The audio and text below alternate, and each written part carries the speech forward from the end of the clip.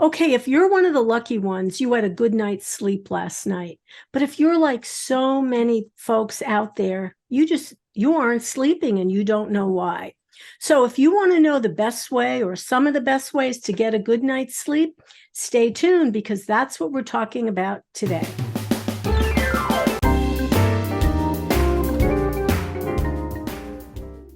Hey, good morning, everyone, and welcome to Scan FYI. My guest today is the one and only Vinny Smith from Braven Health. Hey, Vinny.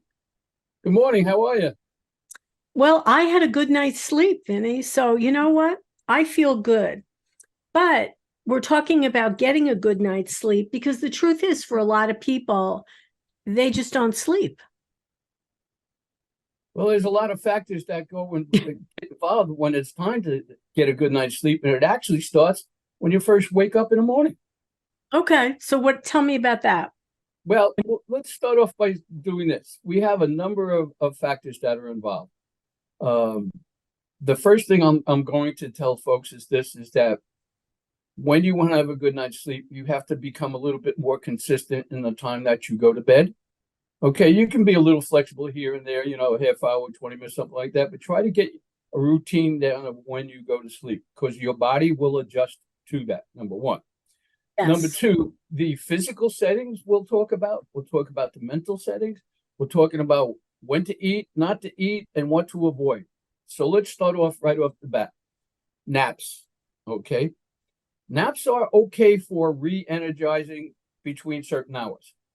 If you take a nap at 4 o'clock and you take it for more than 40 minutes, you are now interfering with your night's sleep.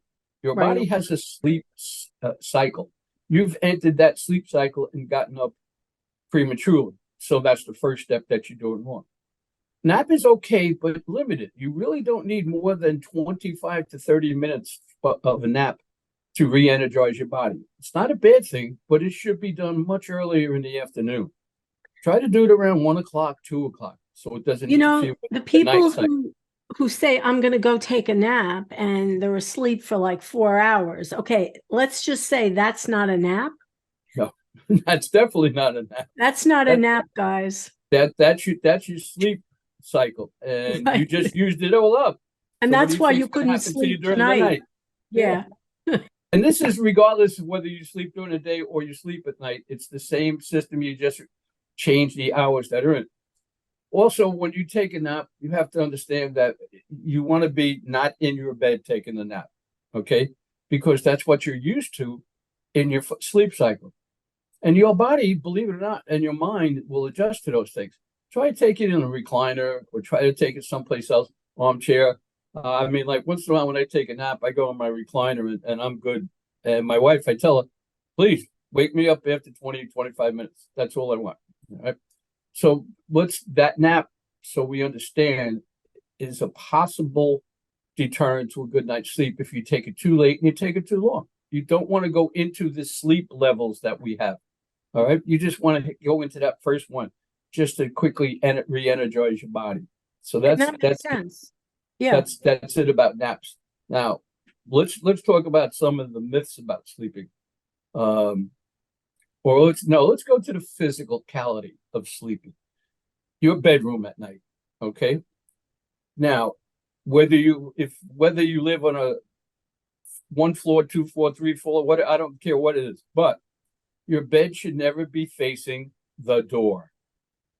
It's bad if the function. bed's facing the door and you wake up in the middle of the night, you're going to hear the house noises, okay? You're going to hear the creaking, you're going to hear the sounds. Right away, your mind is going to energize, your brain's going to energize, and you're going to go like, who's out there? What's out there? What's going on out there? You just destroyed your sleep cycle, all right? Make sure your bed is located so you don't look directly out the door. Put it to the side of you, and whenever possible, put it behind you. You know where it is when you wake up in the morning. You'll find it. Don't worry about it. You may have to rearrange where your bed is, okay? The other thing is that the physicality is that if your bed is not facing the door, but it is facing a window, that's okay as long as you have shades, blinds, curtains. Right. So it'll keep the sunlight out in the morning because most people don't even realize that when they're sleeping, they think that their body has shut down. Your organs, internal organs, including your brain, slow down, okay? But they don't stop. If they stop, that's not a good thing. We're not You would living. stop if they stopped. But people think that like, oh, no, your mind is still active.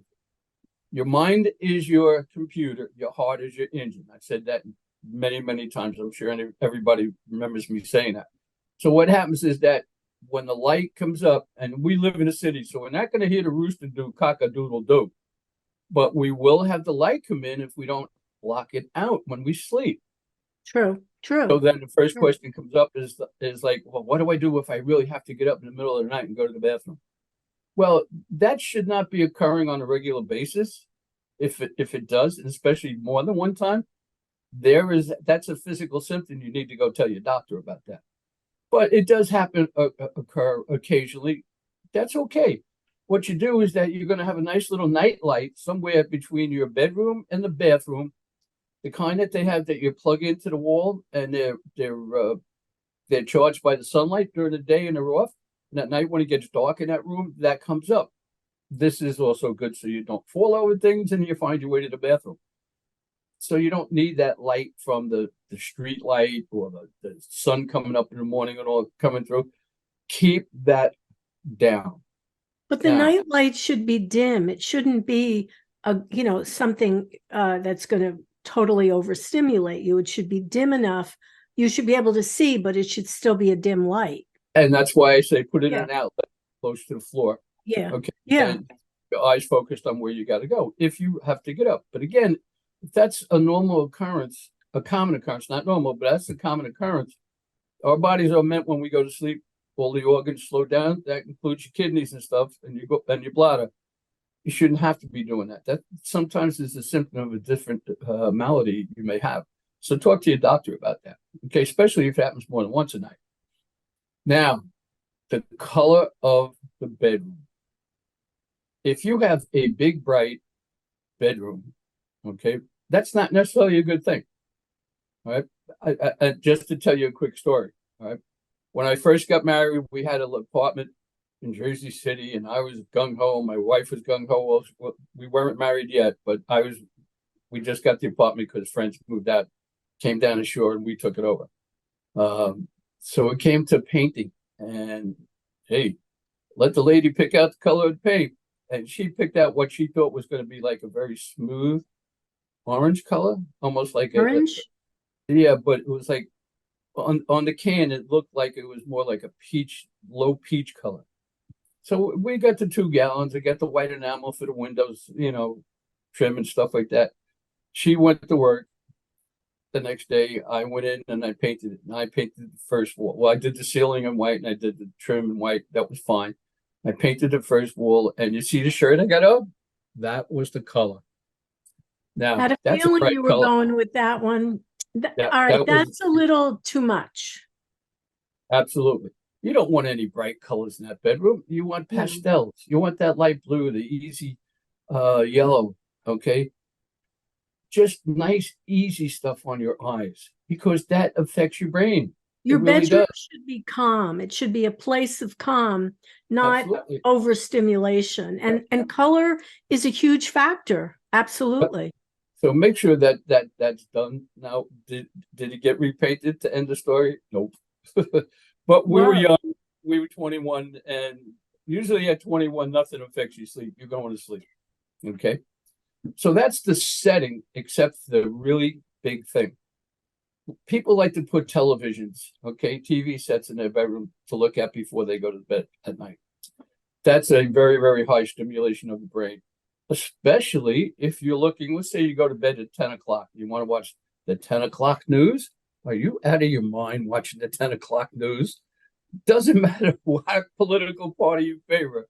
It's not going to be very good for you. It's going to stimulate you, and it's going to stimulate you in the wrong way. In the wrong way. That's right. Political. The news is not nice anymore anytime.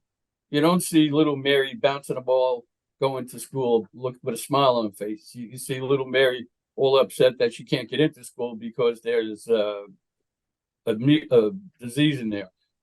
and the political stuff. Watch your news and TV during the regular hours. Don't watch news after the 6. You want to watch it at 5 o'clock, 6 o'clock, no later than 7 o'clock. That overstimulates you because you're going to get aggravated once. Try not to get aggravated at night. Try to have a nice calm night before you go into that room. Okay. But if you put a TV in there, you're also going to be having the ultraviolet light from the TV coming into the eyes. That's an overstimulation of the brain. Right. Or we go, what are these things? Don't take it to bed with you. Go to bed. That's stimulation. You don't want to do that before you go to bed and you want to get a good night's sleep. We're making those mistakes because we don't even think about that. Not at all. In my house, if my cell phone rings in the middle of the night, I know I got a problem because I never pick up the day phone. My wife uses the day phone on the wall. I don't. So that stays down in the kitchen. It stays on. So if it rings, I know there's a problem. I'm going to get up. But the idea is that we don't want to get into that blue light stuff again like that. Okay. The other part is that if we are seniors and we're not working and we get up at whatever time we want to get up, then why do you have a clock staring you in the face in the bedroom? You wake up, you look at the clock and you go, oh God, it's 5:30 in the morning. Why did I wake up? You have a hard time because you aggravated yourself. If you do wake up, just change your body position. Don't look at the TV. Don't look at the clock. Okay. Because that's stimulation. You're now going to make your brain reactivate. Okay. Not reactivate, but bring its levels of activation up. And so will the rest of your body when your brain does that. Then it's very difficult to get back to sleep. You don't need to know what time it is. Okay, take the clock and turn it so you don't see the face of it. And this way, you're not even going to bother to look at it. And if you do wake up, all right, change your body position. Move over, okay, roll over, okay, do something like that. And if it really gets worse, there's other things that you could do. But the setting of the room itself is extremely, extremely important. Yeah. Okay. Now, some of the other factors that's involved in it, like I said. Wait, Vinny, I'm going to interrupt you because I just want to say one more thing about the setting of the room.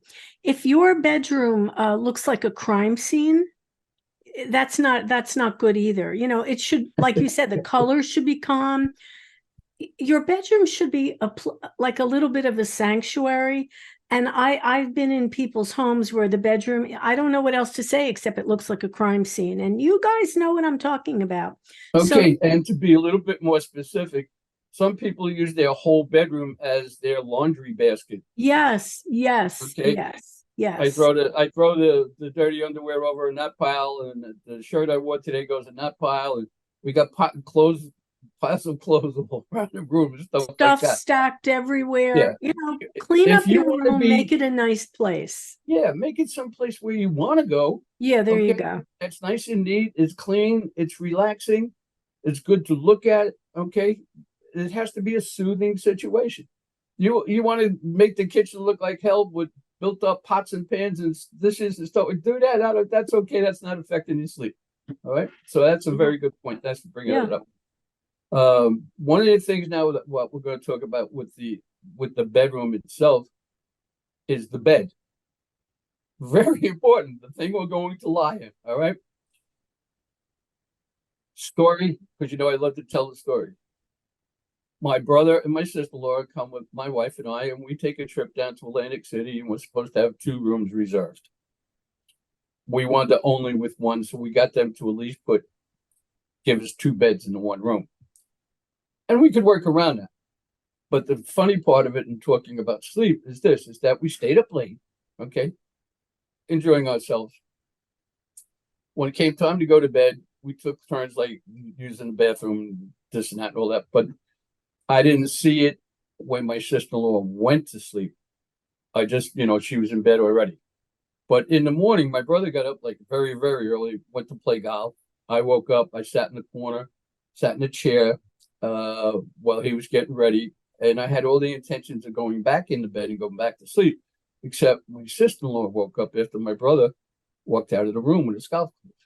My sister-in-law is 5 feet. Now, I didn't see her get into the bed, so I don't know how she did that. But now I'm watching her in the dark, trying to get out of that bed. Before we used to just have a frame, a small box, and the mattress on top of the box spring. Now we've got these big, high Oh, bottoms. Then yes, you got yes. another high box spring, and then you got the big, thick mattress. And if you're at 3 to 5 foot tall, if you're 5'5" tall, you're having a problem getting out of that bed because when you put your legs out over the bed to get on the floor, they're not touching the floor. Yep, yep. That means that bed is way too high. So Mm. I watched I held my mouth like this because I didn't want to laugh. This poor little 5 foot woman couldn't reach the bottom. She needed a parachute to get out of that bed. And some of us make that mistake. And what happens then is now we're putting ourselves in jeopardy because jumping out of the bed in the morning is not a good idea because especially if you're a senior citizen, all your muscles in your body's not ready for any type of rash action like that. You're going to wind up smashing your face in the wall or slipping backwards and jamming your back on a bed and stuff like that. Eliminate a bed. If you got to go buy a new bed, don't be afraid to get in it, first of all, to see that it's comfortable and it fits you on your back, roll to each side on your stomach. Okay. That's the mattress. But make sure that the box spring and the frame that it's on is not 3 feet or 2 feet off the floor because it is, you're not reaching it and you're going to need that parachute. So keep that in mind with your bed when you're getting out in the morning. What you should do when you first wake up is a great time to get yourself regulated. Just lay there for a moment. Let your brain reactivate. Let the blood flow better through your body. Then do a little bit of exercise. Do a couple of sit-ups. It's as simple as that. Right? In the nice While soft you're in mattress. bed, you're doing this While you're in all bed, while you're sure. in bed. Get your body activated. Do some leg lifts. Put some arm spreads, anything like that. But get yourself acclimated to waking up. A lot of times when the senior citizens get out of bed, the feet go on the ground, they try to stand up, and next thing you know, like, whoa, okay. Your brain is the blood is flowing back into your brain and it's giving you a burst of energy, and that's what's throwing you off of balance. So you have to be comfortable in your bed. Your pillow is very important. So many people fight and wrestle with their pillows. You've got to get a pillow that's good and comfortable for you. If it's Right. not, you're not going to have good sleep. Never. Because it's going to have you off balance all the time. It's going to be something you don't care. Know what your favorite position is on your side with your legs curled up, straight out, on your back, whatever. But find the way you want to sleep. Start out that way. Don't try to think your body's going to automatically go into it. There are some people when they get in bed and they go to sleep, they never move their body again. That's because they found their place, the way they want to be in there. Okay. So that's also very important with getting a good night's sleep. The size of the bed, the comfortable bed, trying to get out of the bed is a safety situation. The pillow, all right. And they make pillows now for like also, they make them in all different shapes. Try They it. do. They do. Don't be afraid to try them when you go into the place and see if they are comfortable for you. And if they're not, they're not. Okay, then you get a different one. But keep looking for the one that helps you get that good night's sleep. Okay. Now, what else do we want to avoid? A lot of people think, oh, I'll have a little sip of wine at 10 o'clock and go to bed right after it. Nah, that don't put you to sleep. Alcohol does not do that. Alcohol is a stimulant. Don't think that way. Okay, don't do that. Try to limit your alcohol after dinner. I mean, you're going to have your 2 glasses of wine or a beer or whatever like that. Have it earlier in the evening. Then try to leave it alone because the alcohol stimulates you and usually affects your sleep. Now, they say, well, like, oh, well, if I have too much sleep, I fall asleep anywhere. Well, that means you're one step away from an OD of alcohol because the alcohol puts you to sleep. That is dangerous. You got to be very careful with that. Right? Right. So try to limit the alcohol. Try to eliminate your sugars. If you really that hungry and you have to have a snack, try to have it before 2 hours before you go to bed and try to make it something healthy instead of a sugar. Because the sugar energizes the body will energize the brain. You'll have a tougher time having a good night's sleep. So that all gets involved in it also. All right. That's the best way to prevent of not having a good night's sleep. But if we are having a bad night's sleep and we do have to get up and we're laying there in bed and we're like eyes wide open and we're like, well, I want to be sleeping. I'm not sleeping. Why aren't I sleeping? Calm down. There are certain things you can do. The old expression of like, lie in your favorite position in the bed, close your eyes and start counting backwards in your mind. 100, 99, 98. Not verbally, in your mind. Not verbally. Right. Okay. Yes, because the person next to you, if there is one, won't be happy with you. Okay. So just in your mind. Now, if that's not the big thing for you, there's no such thing as watching sheep jumping over a fence. That belongs in the comics, cartoons. But what you can do is that you can start either from your top down or the down to the top. And I suggest you start with your feet. Relax your toes. Think positive, think smooth, think easy, think calm. Relax your toes, wiggle them around a little bit. Slowly and gently. Then try to do it with your ankles. Then work your body or up your body. And most of the time before you get to your knees, you're going to be back to sleep. You have to learn to do that to just calm your body. And when you calm your body, your brain will body and you'll fall back to sleep. And if that doesn't work, get out of the bed. Get out of that bed, go into your chair or your recliner or even the couch. Okay, change your whole position. And you'll probably have much better chance of falling asleep then by relaxing in a different area. Sometimes that's necessary. All right, that's good. Last thing I'm going to say is good this: to know. people will disagree with me, and I understand why. Animals are pets. Pets are wonderful. Dogs, cats, I don't care what you have. But if you have your dog sleep in bed with you at night, subconsciously you're worried about rolling over on that poor dog and hurting, especially if you got a small one. All right, you're worried about rolling over. Subconsciously, your brain is worried. It's flashing yellow lights. Don't roll over. Don't roll over. Don't. You don't know that, but the brain. That's the way the brain works. If you can, and you really love your dog, and you want the dog in your bed and leaving all its hair behind and dander and stuff like that, that's your choice. And if you don't want a good night's sleep because you're subconsciously worried about it, I can't tell you anything else except well. But if you get a new dog or you have a dog that doesn't sleep in your bed but wants to sleep in the bedroom, that's okay.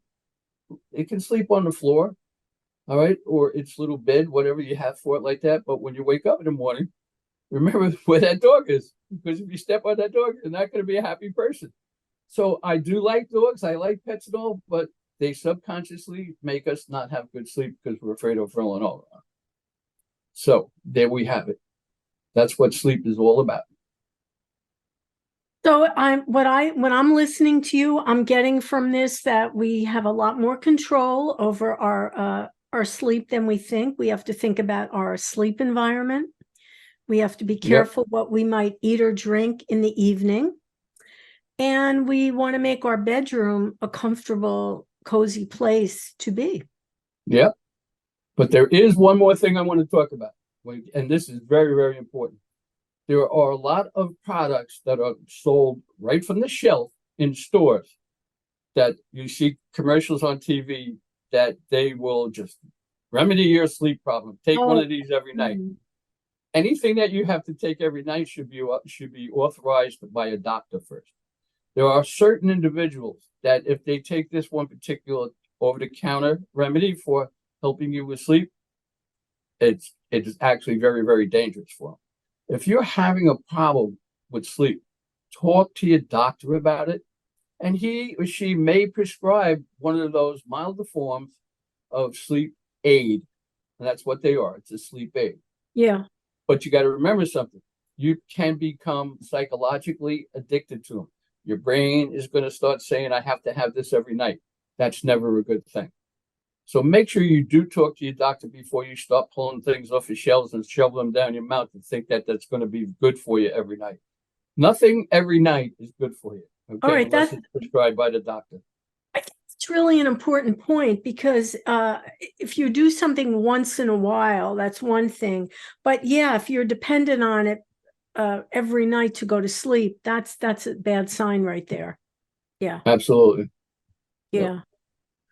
All right. Well, Vinny, thank you, because I'm hoping that everyone watching and listening will take some of these suggestions to heart, and it will help them get a better night's sleep because we all need it. We need our shut eye. We absolutely. Taking my nap right now. You hear me snoring?